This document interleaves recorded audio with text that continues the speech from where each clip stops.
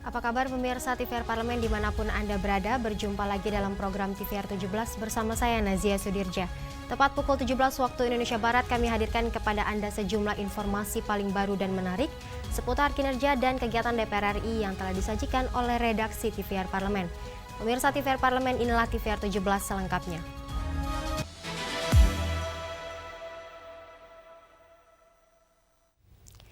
Pemirsa, sesuai dengan keputusan rapat kerja dengan Kementerian Dalam Negeri dan KPU, Komisi 2 DPR RI pastikan 296 kepala daerah yang tidak bersengketa di Mahkamah Konstitusi akan dilantik pada tanggal 6 Februari 2025 mendatang.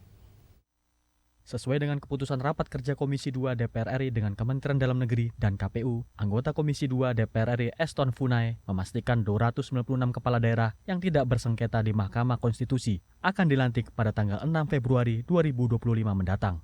Eston meminta Kemendagri dan penyelenggara pemilu dapat mempersiapkan pelantikan ini dengan baik agar pembangunan daerah bisa segera dijalankan pemerintahan yang baru. Sementara itu, ia menyebut kepala daerah yang masih bersengketa harus menjalani proses hukum dan prosedur yang berlaku terlebih dahulu.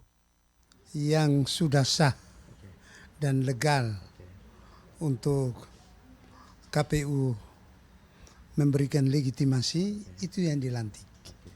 Tapi masih ada sebagian yang masih dalam proses hukum. Itu belum dilantik. Nah, oleh karena itu secara serentak akan dilantik tanggal 6. Nah, ini berkaitan dengan dinamika perjalanan pemerintahan dan kemasyarakatan. Karena rakyat pemilih tunggu-tunggu. Mereka sudah pilih baik gubernur, wakil gubernur, bupati, wakil bupati, wali kota, wakil wali kota, kapan dilantik. Nah, inilah yang merupakan konsistensi dari pemerintah. Undang-Undang Pilkada mengamanatkan bahwa ketentuan lebih lanjut terkait pelantikan kepala daerah mulai dari gubernur, wakil gubernur, wali kota, wakil wali kota, bupati, dan wakil bupati diatur dalam peraturan presiden. Rifki Makdudi, TVR Parlemen melaporkan. Dalam kunjungan kerja spesifik ke kantor percetakan uang Republik Indonesia di Karawang, Komisi 11 DPR RI soroti maraknya peredaran uang dan surat berharga negara palsu yang perlu jadi perhatian serius Bank Indonesia dan Peruri. Dalam kunjungan kerja spesifik ke kantor percetakan uang Republik Indonesia atau Peruri di Karawang, Jawa Barat, Komisi 11 DPR RI mendorong Peruri untuk terus meningkatkan kualitas pencetakan uang agar tidak mudah dipalsukan. Wakil Ketua Komisi 11 DPR RI Fauzi Amro mengapresiasi kinerja Peruri karena uang rupiah kertas pecahan 50.000 tahun emisi 2022 meraih peringkat kedua dunia sebagai pecahan paling aman dan sulit dipalsukan. Meski begitu, maraknya peredaran uang dan surat berharga negara atau SBN palsu perlu jadi perhatian serius Bank Indonesia dan Peruri. Untuk itu, ia meminta keduanya menyiapkan mitigasi resiko agar peredaran uang palsu tidak merugikan masyarakat dan berdampak negatif bagi perekonomian negara. Dengan proses kehadiran kunjungan kerja spesifik ini, kami berharap mitigasi resiko terhadap uang palsu itu harus gencar dilakukan oleh BI, termasuk sosialisasi BI, bagaimana cinta rupiah, sayang rupiah, sehingga kita bisa sadar bahwa keberadaan uang palsu itu makin hari makin turun atau makin hari makin dikit yang beredar di tengah-tengah masyarakat. Kalau Peruri kan nggak the best lah. Kita setelah Swiss, Indonesia yang the best dalam pencetakan uang.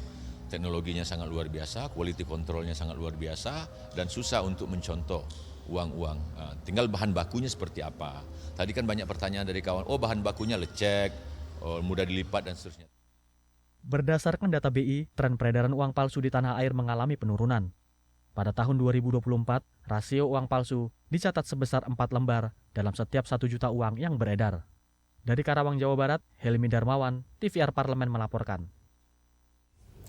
Terkait kasus penembakan 5 pekerja migran Indonesia oleh aparat penjaga pantai Malaysia di perairan Selangor, Ketua Badan Kerjasama Antar Parlemen DPR RI ajak media massa terlibat aktif suarakan peran diplomasi BKSAP dalam melindungi dan membela hak-hak PMI.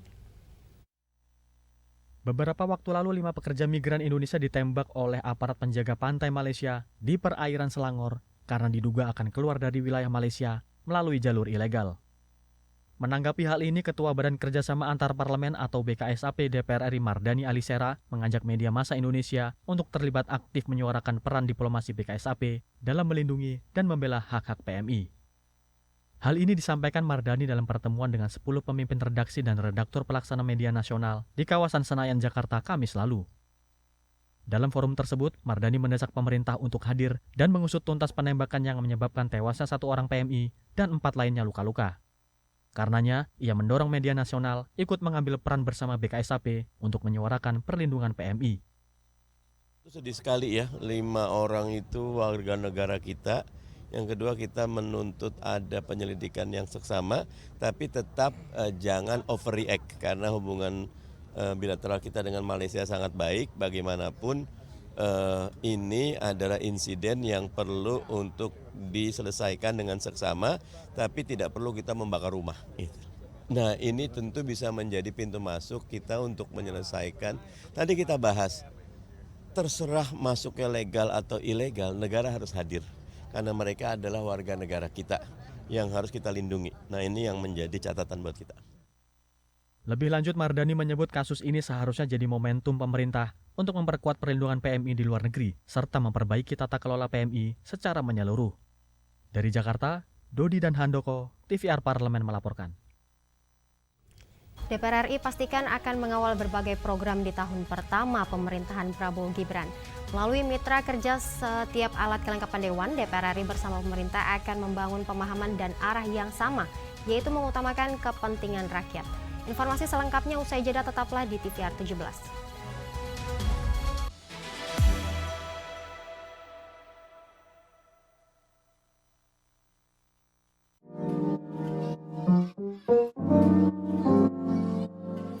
Tapi kalau misalnya ditanya tentang penghargaan, saya sebagai seorang perempuan biasa mengucapkan terima kasih kepada seluruh instansi atau lembaga yang mungkin memberikan kepercayaannya berupa beberapa award yang diberikan kepada saya.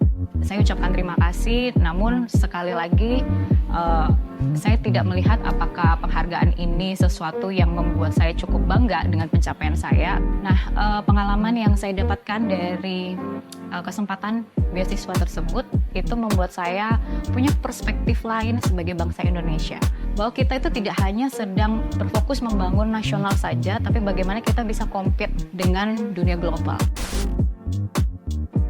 Iya, sebagai perempuan satu-satunya di Jawa Timur 7 yang berhasil memenangkan kompetisi pemilu 2024, ini bukan hal yang mudah, banyak sekali tangisan, banyak sekali pergulatan hati batin.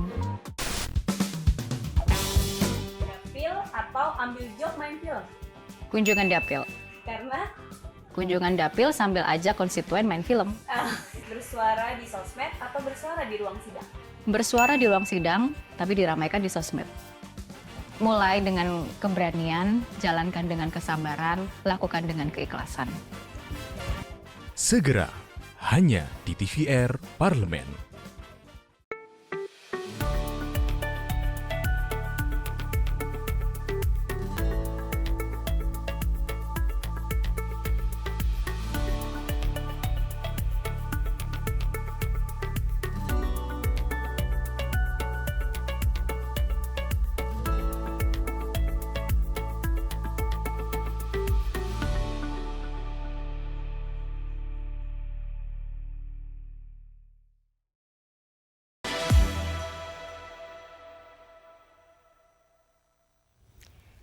Anda kembali menyaksikan TVR 17.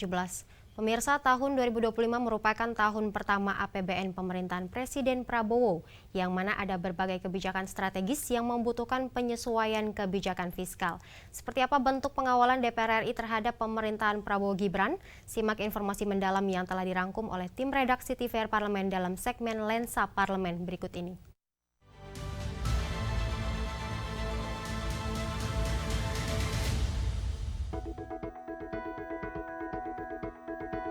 Mulai 21 Januari sampai 20 Maret 2025, DPR RI memasuki masa sidang kedua tahun persidangan 2024-2025. DPR RI akan memastikan program pemerintahan Prabowo Gibran dalam membangun Indonesia dapat berjalan dengan baik selaras dengan konstitusi. serta memperhatikan rasa keadilan dan kepatutan. Ketua DPR RI Dr. Honoris Causa Puan Maharani menyampaikan ada 17 poin yang akan ditindaklanjuti alat kelengkapan Dewan di DPR RI didasarkan pada yang berkembang di masyarakat. Melalui mitra kerja setiap alat kelengkapan Dewan, DPR RI bersama pemerintah akan membangun pemahaman dan arah yang sama, yaitu mengutamakan kepentingan rakyat, sehingga rakyat yang mendapatkan manfaat paling besar dan tidak ada yang tertinggal dalam pembangunan nasional. Tahun 2025 merupakan tahun pertama APBN pemerintahan Presiden Prabowo yang mana ada berbagai kebijakan strategis yang membutuhkan penyesuaian kebijakan fiskal. DPR RI akan selalu mencermati pelaksanaan APBN 2025 berjalan baik, meningkatkan kualitas hidup rakyat sesuai kemampuan keuangan negara, dan memenuhi prinsip-prinsip tata kelola keuangan negara yang transparan dan akuntabel. Di tengah ketidakpastian geopolitik dan geoekonomi global, pemerintah diharapkan mampu mengantisipasi potensi resiko yang mengancam ketahanan keuangan negara dan fiskal. Belanja pemerintah harus semakin efektif dan efisien. Terbangunnya iklim usaha yang ramah pada investor melalui kepastian hukum dan kemudahan birokrasi. Di tahun 2025, DPR RI akan menjalankan fungsi legislasi yang mengacu pada prolegnas prioritas tahun 2025. DPR RI juga akan terus membangun hubungan kerjasama antar parlemen. DPR RI dan pemerintah harus dapat merespon secara cepat berbagai permasalahan yang dihadapi rakyat. Pemerintah sebagai pelaksana penanganan urusan-urusan rakyat telah dibekali dengan regulasi, aparatur sipil negara, anggaran, dan program kementerian lembaga. Oleh karena itu, menjadi fungsi pengawasan DPR RI untuk memastikan kinerja regulasi, aparatur sipil negara, kelembagaan, program, serta pengelolaan anggaran harus dapat berjalan efektif, tepat sasaran, dan tepat manfaat dalam menangani urusan rakyat.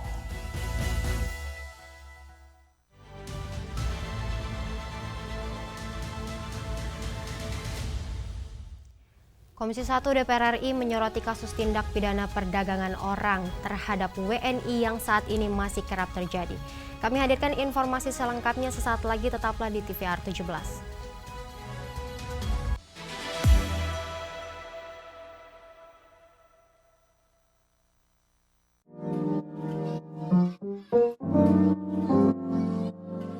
Tapi kalau misalnya ditanya tentang penghargaan, saya sebagai seorang perempuan biasa mengucapkan terima kasih kepada seluruh instansi atau lembaga yang mungkin memberikan kepercayaannya berupa beberapa award yang diberikan kepada saya.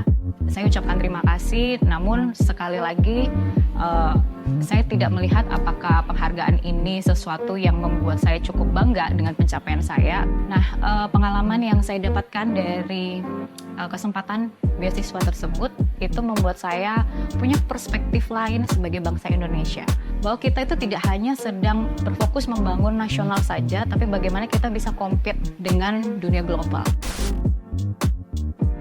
Iya, sebagai perempuan satu-satunya di Jawa Timur 7 yang berhasil memenangkan kompetisi pemilu 2024, ini bukan hal yang mudah, banyak sekali tangisan, banyak sekali pergulatan hati batin. Dapil atau ambil job main film? Kunjungan dapil. Karena Kunjungan dapil sambil ajak konstituen main film. Bersuara di sosmed atau bersuara di ruang sidang? Bersuara di ruang sidang, tapi diramaikan di sosmed. Mulai dengan keberanian, jalankan dengan kesabaran, lakukan dengan keikhlasan. Segera, hanya di TVR Parlemen.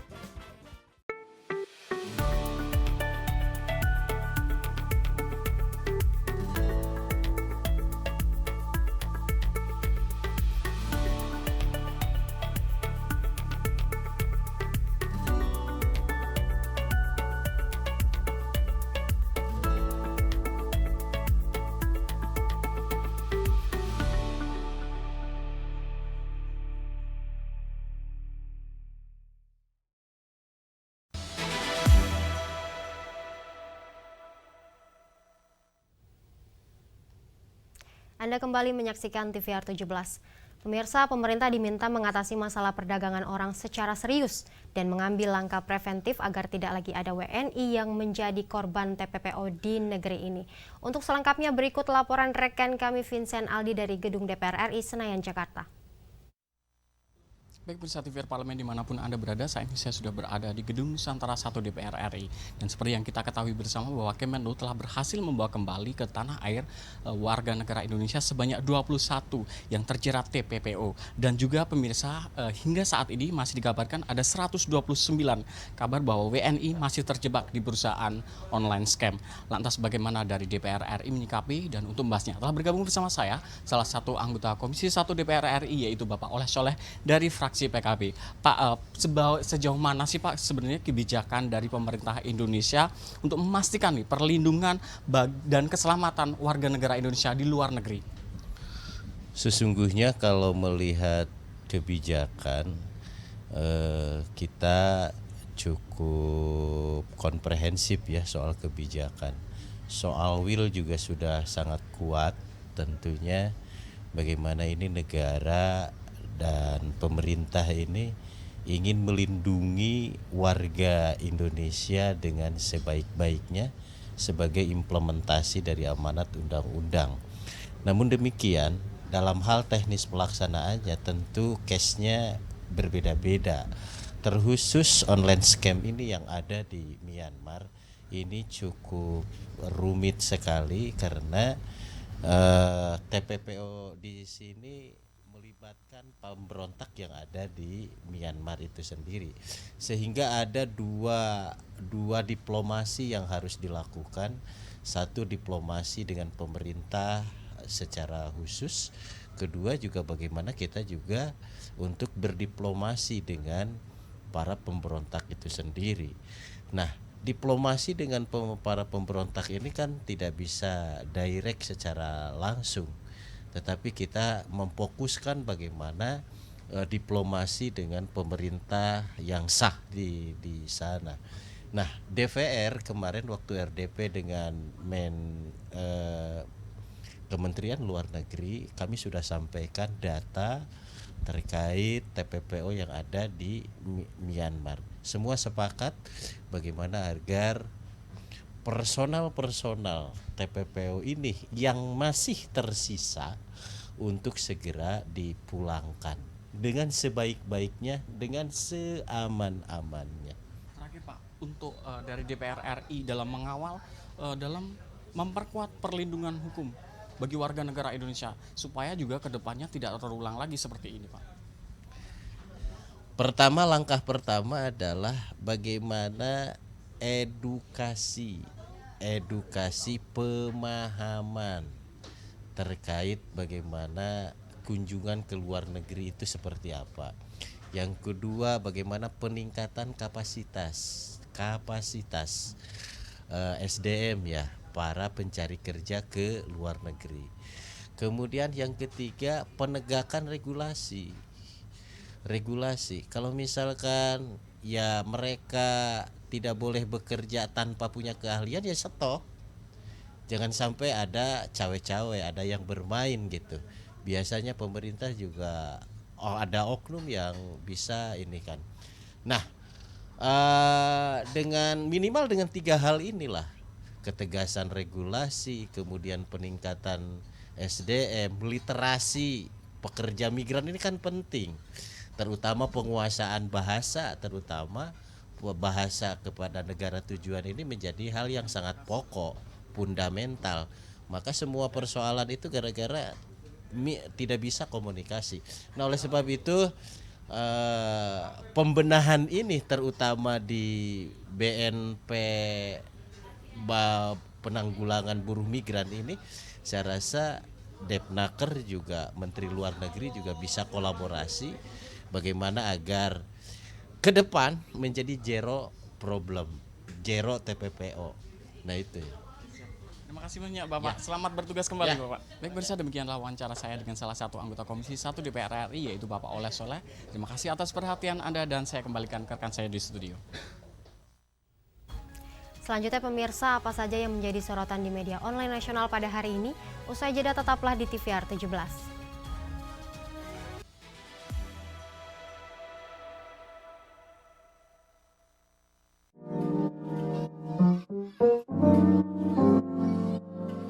Tapi kalau misalnya ditanya tentang penghargaan, saya sebagai seorang perempuan biasa mengucapkan terima kasih kepada seluruh instansi atau lembaga yang mungkin memberikan kepercayaannya berupa beberapa award yang diberikan kepada saya. Saya ucapkan terima kasih, namun sekali lagi saya tidak melihat apakah penghargaan ini sesuatu yang membuat saya cukup bangga dengan pencapaian saya. Nah, pengalaman yang saya dapatkan dari kesempatan beasiswa tersebut itu membuat saya punya perspektif lain sebagai bangsa Indonesia.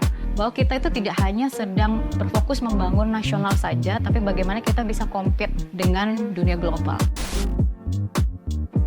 Iya, sebagai perempuan satu-satunya di Jawa Timur 7 yang berhasil memenangkan kompetisi pemilu 2024, ini bukan hal yang mudah, banyak sekali tangisan, banyak sekali pergulatan hati batin.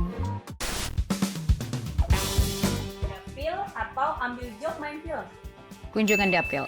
Karena Kunjungan dapil sambil ajak konstituen main film. bersuara di sosmed atau bersuara di ruang sidang? Bersuara di ruang sidang, tapi diramaikan di sosmed. Mulai dengan keberanian, jalankan dengan kesabaran, lakukan dengan keikhlasan. Segera, hanya di TVR Parlemen.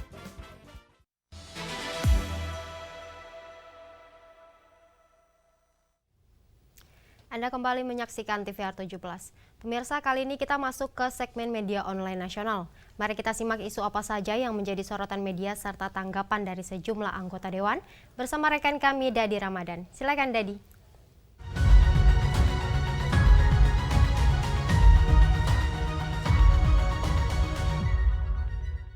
Ya, terima kasih rekan Nazia dan selamat sore pemirsa, berjumpa lagi bersama saya Dadi Ramadan dan kita akan mengajak Anda untuk menyaksikan apa saja menjadi headline di media online pada hari ini. Berita pertama yang menjadi headline di media online yaitu Komisi 3 DPR RI minta kasus kematian Rahmat Faisandri diusut tuntas.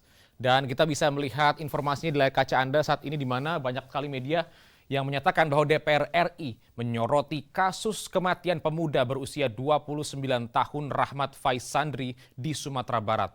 Terkait hal ini, anggota DPR RI Dapil Sumatera Barat, Andre Rosiade, fasilitasi audiensi antara keluarga korban yang didampingi penasihat hukum dengan Komisi 3 DPR RI. Guna mendengar penjelasan dari Kabid Propam dan Direskrim Polda Jawa Barat serta Kapolres Tasikmalaya Kota. Dalam audiensi yang dipimpin oleh Ketua Komisi 3 DPR RI Habibur Rahman, Kabid Propam Polda Metro Jaya dan Kapolres Metro Jakarta Timur diminta untuk mengusut tuntas dugaan pelanggaran kode etik oleh Oknum Brimob yang diduga menghalangi proses penyelidikan dan penyidikan atas kasus kematian almarhum. Selain itu, Kapolres Jakarta Timur diminta untuk memerintahkan Kapolsek Pasar Rebo beserta jajarannya lakukan evaluasi terhadap penyelidikan dugaan pembunuhan terhadap Rahmat Faisandri. Dan kita beralih ke informasi selanjutnya pemirsa yang menjadi headline di media online pada sore hari ini, yaitu membahas Komisi 11 DPR RI desak kemudahan akses kredit bagi UMKM. Kita lihat informasinya di layar kaca di mana Wakil Ketua Komisi 11 DPR RI Muhammad Haikal soroti rendahnya penyaluran kredit kepada usaha mikro, kecil dan menengah di Indonesia yang masih berada di kisaran 20%. Meskipun sektor ini berkontribusi hingga 60% terhadap pertumbuhan ekonomi nasional. Di samping itu, sinergi antara pemerintah dan sektor perbankan juga penting guna mencapai target Asta-Cita pemerintahan Presiden Prabowo Subianto khususnya dalam peningkatan jumlah wirausaha, pembangunan ekonomi desa dan penciptaan lapangan kerja. Kemudahan akses kredit dapat membantu pelaku usaha terhindar dari pinjaman online ilegal yang menawarkan suku bunga tinggi. Haikal mengapresiasi program literasi keuangan OJK serta mengusulkan program tersebut dirancang dalam roadmap yang lebih terstruktur guna memastikan efektivitas dan koordinasi antar pemangku kepentingan. Dan pemirsa, itu tadi headline di media online pada hari ini. Komisi 3 DPR RI minta kasus kematian Rahmat Faisandri diusut tuntas, serta Komisi 11 DPR RI desak kemudahan akses kredit bagi UMKM. Sekian dari saya, Dedi Ramadan. Kembali ke rekan Nazia. Selamat sore.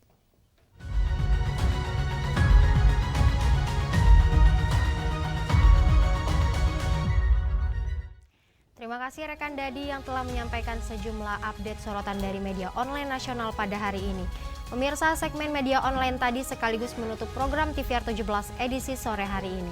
Saya Nazia Sudirja beserta seluruh kru TVR Parlemen yang bertugas mengucapkan terima kasih dan pamit undur diri dari hadapan Anda. TVR Parlemen, referensi Indonesia.